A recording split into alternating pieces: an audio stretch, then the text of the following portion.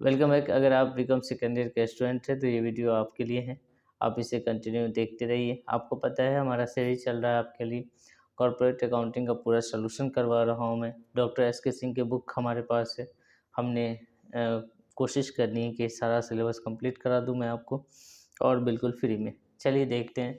आज का क्वेश्चन आपके सामने, आप उसे पढ़िए और समझने का प्रयास करिए। ठीक है। क्वेश्चन कहता है दो कंपनी है ए और बी है, उसमें से 1000 को कॉमन लिए हुआ है। अब देखिए ऊपर में लिखा होगा मतलब 1000 रुपया सब में से कॉमन है, तो ये आपको 1000 में ही बना लीजिएगा बैलेंस शीट अगर बनाना होगा तो। बहुत इजी क्वेश्चन है। ए और बी दो कंपनी है और दोनों कंपनी में शेयर है, अपने अपने शेयर है, जनरल रिजर्व है, इंपोर्ट प्रॉफिट रिजर्व है, इन्वेस्टमेंट अलाउंस रिजर्व है, स्टेटमेंट ऑफ पीएल अकाउंट है। खैर, लॉन्ग टर्म बोरोइंग्स में आपके पास 13% डिवेंचर है 100 रुपये वाला, बी कंपनी के पास 350 और ए कंपनी के पास जो है वो 500। इसी तरीके से सब में 1000 कॉमन है। हम देखेंगे इसमें किस तरीके से काम करते हैं। आप पहले क्वेश्चन को अच्छे से पढ़ें। करंट लायबिलिटी में भी कुछ पैसे हैं, एसेट में भी कुछ पैसे हैं, करंट एसेट्स में भी कुछ पैसे हैं। ए कंपनी लिमिटेड ने बी कंपनी को 10 अप्रैल 2016 को खरीद ही लिया। ठीक है। आपको बताना है कि क्रय प्रतिफल का भुगतान इस प्रकार किया। दो कंपनी है ए और बी, ए बी को खरीद लेता है और इसके बदले में बी कंपनी के जो ऑनर है, जो इक्विटी शेयर पूर्वाधिकार अंशधारी या समता अंशधारी जो भी हैं, इनको शेयर इशू कर दिया जाएगा। बाकी ऋण पत्र, उनके ऋण पत्र को भी अपने ऋण पत्र में तब्दील कर दिया जाएगा, परिवर्तित कर दिया जाएगा। 3 नंबर में लिखा है बी लिमिटेड के वैधानिक संचय को और 2 वर्षों तक बनाए रखा जाएगा। मतलब उसके पास जो रिजर्व है उसको भी बनाने का काम किया जाएगा। ठीक है। बाकी हम बढ़ते हैं आगे और समझते हैं इस क्वेश्चन को किस तरीके से करेंगे। एक बात आप जानते हैं, अगर ये मर्जर पद्धति का मतलब पूरा परचेज कर लिया है, मतलब मर्जर पद्धति का है, तो आपको क्या करना होता है कि जो जनरल रिजर्व उस कंपनी के पास है, तो उस कंपनी को ख़रीदने में जो भी एक्स्ट्रा पेमेंट हम करते हैं उसको हम जनरल रिजर्व के माध्यम से मतलब अर्जित करने का प्रयास करते हैं। ठीक है। बाकी मैं आपको समझाता चलता हूँ, आप समझते चलना। ठीक, चलिए फिर बढ़ते हैं, क्वेश्चन को लेते हैं। देखिए मैं थोड़ा सा आपको समझा दूँ क्या है। हमें सबसे पहले क्या करना है, कैलकुलेशन कर लेना है परचेज कंसिडरेशन का। Calculation of PC. ठीक है। क्या क्या दिया जा रहा है उसको। ठीक है। आप 1000 सब अमाउंट में से कॉमन ले लीजिए, बाकी आप लिखते चले जाइए। कहता है उसको दिया क्या जा रहा है। सब बड़ी सवाल ये है कि उसको दिया क्या जाएगा। तो पहला तो दिया जाएगा उसको इक्विटी शेयर होल्डर्स को दिया जाएगा इक्विटी शेयर। 3,50,000 कह रहा है ऐसा उसने 10 रुपये के हिसाब से। ठीक है। तो 35 लाख होगा। इसमें से 1000 कॉमन ले लीजिए तो 3500 लिखाएगा। हमने 1000 कॉमन ले लिया। ठीक है। खैर, बात करेंगे शेयर होल्डर की। तो प्रेफरेंस शेयर होल्डर है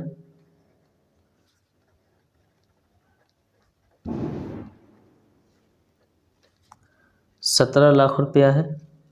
17,000 शेयर है 100 रुपये के हिसाब से, 17 लाख रुपया मैं डायरेक्ट लिख दे रहा हूँ। और इसमें हम प्रीमियम ऐड कर लेंगे, सिक्योरिटीज प्रीमियम। वो हो जाएगा 10 रुपये के हिसाब से 1,17,000 रुपया, 1700। अब ये हो जाएगा भाई मेरे 18,17,000 रुपया। 1000 हम कॉमन ले लेंगे तो ये हो जाएगा 1870। ये आ गया इक्विटी शेयर। बात समझ में आ गई, हो गया क्लियर। तो ये पीसी है जो उसको दिया जाएगा। कुल मिला के 5370, 1000 कॉमन ले चुके हैं 1000। ठीक, 3 जीरो सब में से कॉमन लेके गायब कर देंगे फिलहाल। उसके अलावा जब हम ज़्यादा पेमेंट करते हैं तो देख लेंगे आप बी कंपनी के पास कितने का शेयर था। तो बी कंपनी के में जो शेयर होल्डर थे वो 3 और 17। ठीक है। आप 1000 को छोड़कर 3,1700 मान लिया जाए तो 4700 के शेयर के बदले में हमने इशू किया है 5370। ठीक है। 5370 हमने इशू किया। तो हमने जो एक्सेस इशू किया है, तो ये एक तो कैलकुलेशन हो गया पीसी का। दूसरा कैलकुलेशन आप करके रखिए रिजर्व एंड सरप्लस का, किसका, सॉरी जनरल रिजर्व का। क्योंकि आप जानते हैं कि अगर मर्जर विधि में हम कोई भी कंपनी को मर्ज करवाते हैं तो हम जो ज़्यादा पेमेंट करते हैं उसको रिजर्व से हम माइनस करते हैं, ठीक है, रिजर्व से हम माइनस करते हैं, ये याद रखना है। तो जनरल रिजर्व आपके पास जितना है उसमें से आप माइनस करके इसको दिखाओगे। तो आप ज़्यादा पेमेंट कर रहे हो क्या, बिल्कुल कर रहे हैं। सो एक्सेस पेमेंट कितना कर रहे हैं, तो डिफरेंस आप लिखेंगे, difference of share issued, share capital, ठीक है। तो आपके पास शेयर कैपिटल जो इशू कर रहे हो आप, वो तो कितने का था, 5370 इशू कर रहे हो 4700 के बदले में। तो आप कितना ज़्यादा इशू कर रहे हो, तो भाई 670,000 ज़्यादा इशू कर रहे हो, ठीक है। सब में 1000 कॉमन है, याद रखना। तो 670,000 ज़्यादा इशू कर रहे हो, इसका मतलब ये है आपके पास जनरल रिजर्व कितना है वो देखो। जनरल रिजर्व आपके पास बच कितना रहा है, तो पहले से आपके पास जनरल रिजर्व है कितना, दोनों का मिलाकर देख लो। 500 का जनरल रिजर्व पहले से है, 250 का बी से ले लिए, 750 का हो गया, 750 में से 670,000 आप खर्च कर दोगे, ठीक है, एक्स्ट्रा। तो 80,000 का आपके पास, ठीक है, ये आपके पास बचेगा क्या, ये आपके पास बचेगा जनरल रिजर्व।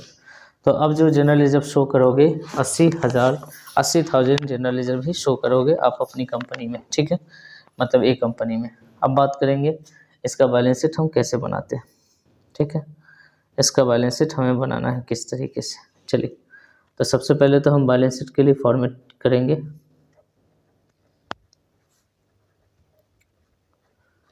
ठीक है। तो बैलेंस शीट आफ्टर अमलगमेशन, आपसे कहा था कि अमलगमेशन के बाद का बैलेंस शीट आप हमको बनाकर दिखाओ, ठीक है भाई। अमलगमेशन के बाद का बैलेंस शीट अपन बनाएंगे, ठीक। तो सबसे पहले तो ये दिखा दो। अब एक चीज़ है कि आप चाहो तो नोट नंबर बनाओ ना बनाओ, आप एक साथ भी दिखा सकते हो, कोई ऐसा ज़रूरी नहीं है, ठीक है। ज़्यादा कुछ नहीं हो तो आप एक साथ भी दिखा सकते हो, बाकी नोट नंबर बना के भी दिखा सकते हो एक साथ करके। तो जो कैलकुलेशन हम बाहर करते हैं ना, वो बैलेंस शीट के अंदर छोटे मोटे रकम अगर हैं तो आप कर सकते हो, ठीक है। नोट नंबर अगर बनाना हो तो बना लेंगे।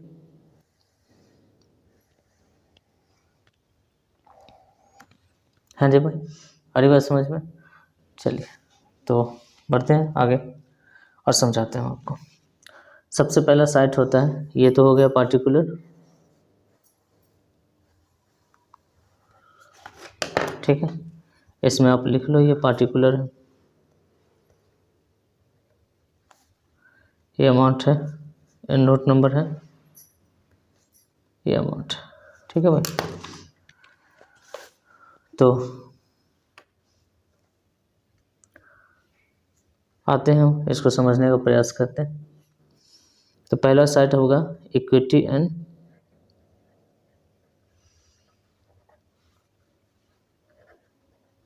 लायबिलिटी का। फर्स्ट कॉलम हम लोग लेते हैं, शेयर होल्डर फंड का हिसाब करते हैं, शेयर होल्डर्स फंड, जिसमें पहला आता है शेयर कैपिटल। तो शेयर कैपिटल के बाद में आप जो इशू कर रहे हो ना, वो डायरेक्ट भी लिख सकते हो, ठीक है। तो शेयर कैपिटल में आप सीधे लिख दो इक्विटी शेयर कैपिटल, ठीक है। तो इक्विटी शेयर कैपिटल कितने हो जाएंगे आपके पास, तो देख लीजिए कितने हो जाएंगे। एक तो ये हो गया इसका 5 है ना, 5000 और 3000, ठीक है, 10 रुपये के हिसाब से। नहीं 3000 जरूर था, लेकिन हमने इसको 3,50,000 शेयर इशू किए हैं इक्विटी शेयर धारक को, ठीक है। ध्यान से देखिए, अपने पीसी में देखा ना, मैं आपको दिखा रहा हूँ, ठीक है। एक मिनट,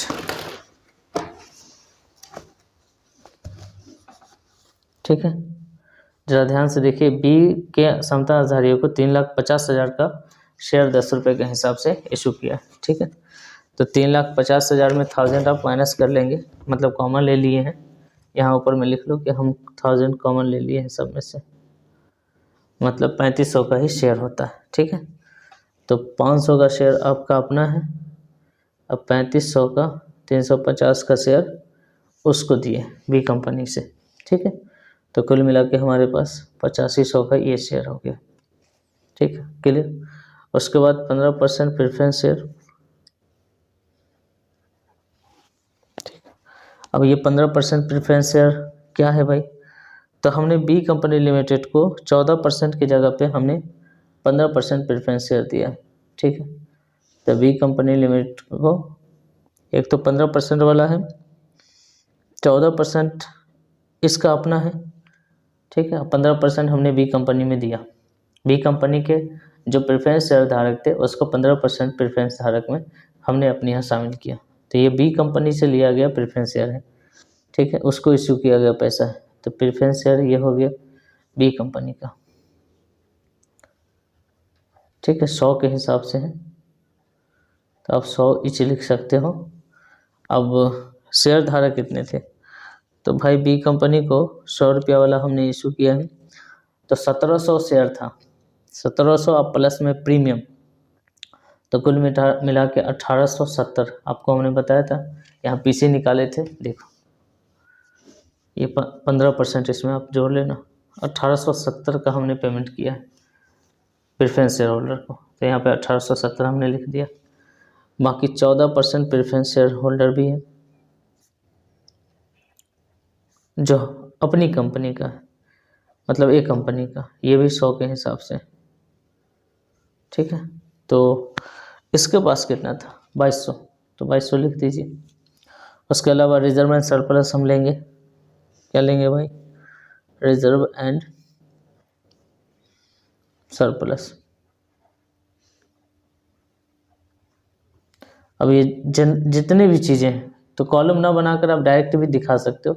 अगर आप रिजर्व एंड सरप्लस का कॉलम लेते हो तो आप इकट्ठे ऐड करके दिखाना, बाकी अगर आप नहीं लेते हो तो डायरेक्ट आप दिखा सकते हो। ठीक है, तो आप यहाँ पर फिलहाल इसको डायरेक्ट दिखा दिए, तो इसको भी हम डायरेक्ट हम शेयर होल्डर फंड में दिखा दे रहे हैं जितना भी रिजर्व वगैरह है। तो जनरल रिजर्व लिख दो, और जनरल रिजर्व आपके पास कितना बचा है ये हमने कैलकुलेट कर लिया है। ठीक है, 80 बचा है, ये लिख दीजिए। अब एक और रिजर्व है एक्सपोर्ट प्रॉफिट रिजर्व। ठीक है, अब जो है वो भाई लिख दीजिए। एक्सपोर्ट प्रॉफिट रिजर्व जो है 325। ठीक है ना, 325 का मतलब 500। ठीक है, दोनों का जोड़ते चले जाइए, ए कंपनी में बी कंपनी वाला आकर जुड़ जाएगा। Statement of profit and loss. ठीक है, तो ये आ जाएगा 500, 750, 500, 1250, सब में 1000 कॉमन है। इन्वेस्टमेंट अलाउंस रिजर्व,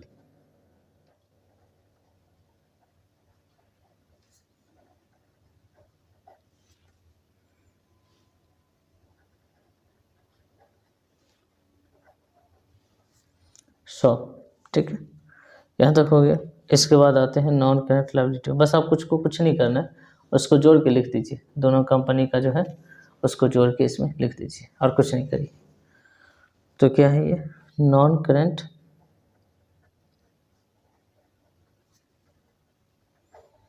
इसमें क्या है आपके पास लॉन्ग टर्म बोरोइंग्स है।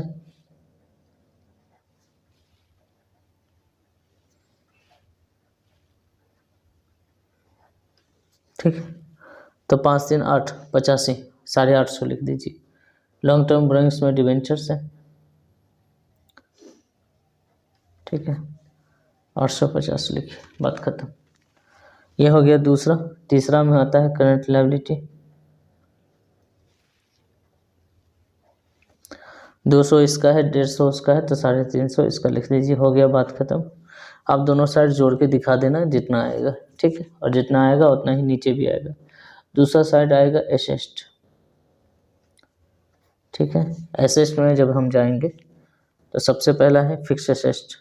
ठीक है, तो दिखा दीजिए नॉन करंट एसेस्ट में जितना भी चीज़ें हैं सब।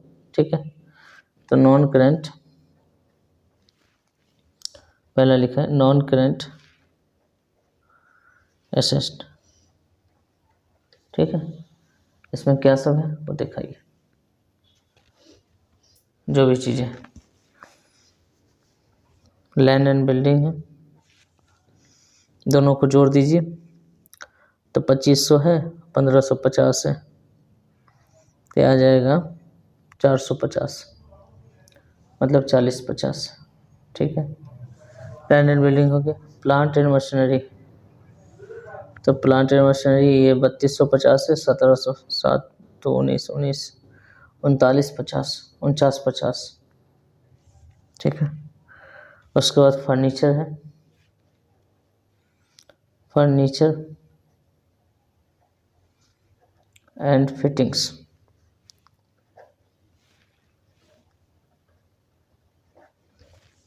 ये आ जाएगा आपके पास 700 500 575 और 350, ये आ जाएगा भाई टोटली 800 900, हाँ 925 रुपये। 1000 सब में से कॉमन है, ये बात भूलिएगा नहीं, ठीक है। उसके अलावा इन्वेस्टमेंट है, इसको सब हेड में दिखाते तो कहानी कुछ और अलग तरीके से दिखाते, बाकी अब डायरेक्ट दिखा रहे हैं तो डायरेक्ट भी दिखा लीजिए, कोई दिक्कत नहीं है। फिलहाल हो गया। उसके बाद आता है दूसरा करंट एसेट,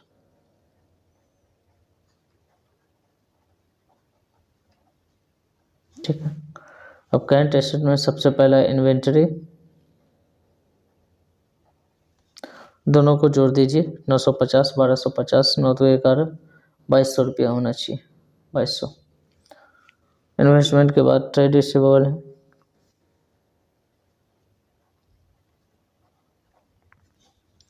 अब ट्रेड रिसीवेबल को देखिए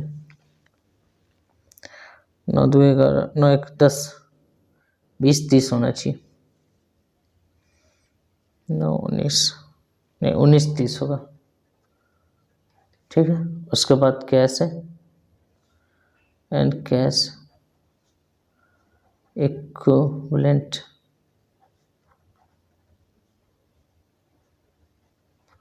ये है 45 12 45, ठीक है।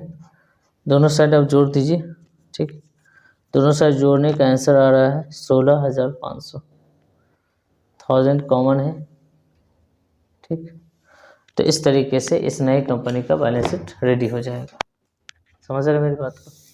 तो चलिए देखिए इसको, ठीक है। तो ये इस तरह से हमने पीसी निकाला जो हमको देना था।